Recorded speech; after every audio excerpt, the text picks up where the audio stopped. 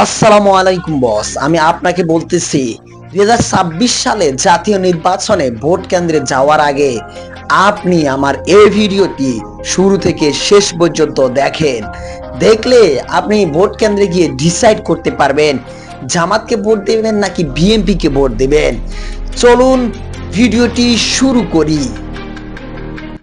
শুরুতে আমি তাদের প্রতিশ্রুতি নিয়ে আলোচনাটা করতে চাই। বিএনপির ভারপ্রাপ্ত চেয়ারম্যান তারেক রহমান এক বক্তব্যে বলেছেন, বিএনপি যদি 2026 সালে জাতীয় নির্বাচনে জয়যুক্ত হয় তাহলে তারেক রহমান ঢাকা শহরে 40টি খেলার মাঠ করবে। ঢাকা 17টাতেই নয়, আমরা সমগ্র ঢাকা শহরে অন্তত 40টি খেলার মাঠ তৈরি করবো ইনশাআল্লাহ।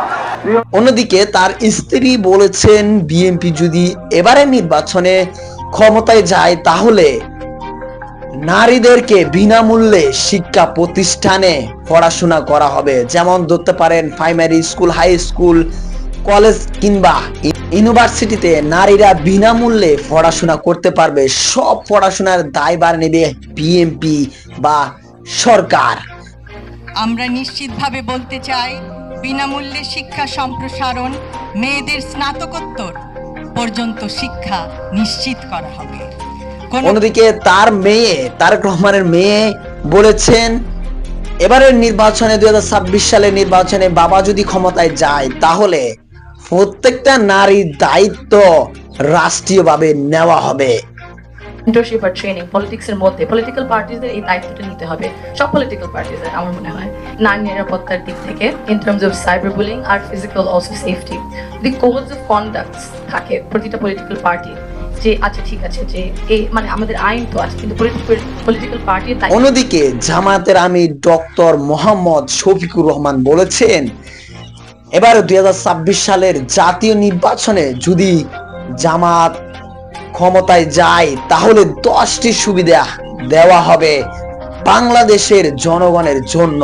হ্যাঁ বস, আপনাকে সেই 10টি সুবিধার কথা এখনই বলে দিচ্ছি।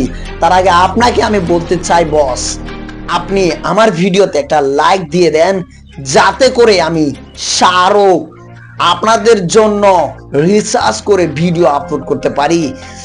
নির্বাচনের প্রচারণা পেতে আমাদের চ্যানেলটিকে সাবস্ক্রাইব করে এবং আমাদের পেজটিকে ফলো করে অবশ্যই আমাদের পাশে থাকবেন। চলুন 10টি সুবিধার কথা আলোচনা করি। সংক্ষেপে আমি আপনাদেরকে এই 10টি সুবিধার কথা জানাচ্ছি। 1 নম্বর সুবিধা হচ্ছে ন্যায় বিচার ভিত্তিক শাসন ও দুর্নীতি দমন। 2 নম্বর আইন শৃঙ্খলা উন্নয়ন ও নিরাপত্তা সমাজ গঠন।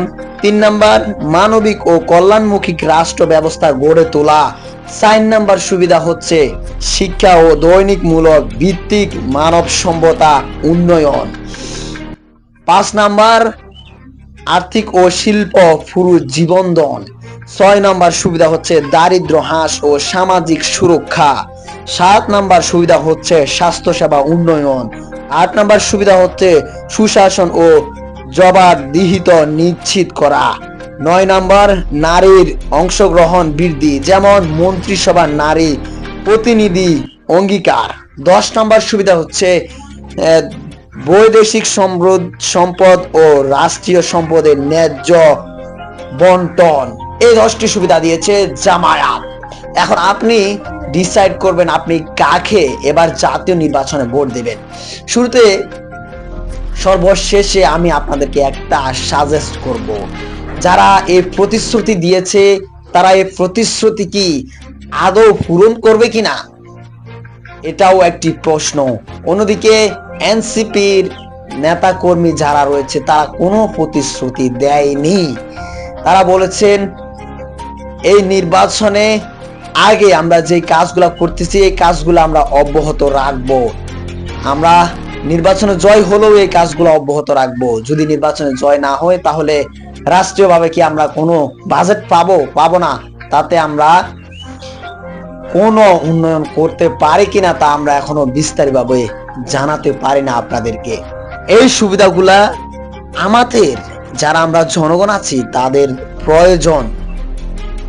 এই বিএনপি জামায়াত যারা যেই প্রতিশ্রুতি দিয়েছেন, এই প্রতিশ্রুতি যদি তারা পূরণ করেন তাহলে দেশের উন্নয়ন এতটা পরিমাণে বাড়বে, বাংলাদেশ টপে উঠে যাওয়ার সম্ভাবনা রয়েছে, টপ 10-এ উঠে যাওয়ার সম্ভাবনা রয়েছে, 10টি দেশের ভিতরে তালিকায় চলে আসার সম্ভাবনা রয়েছে।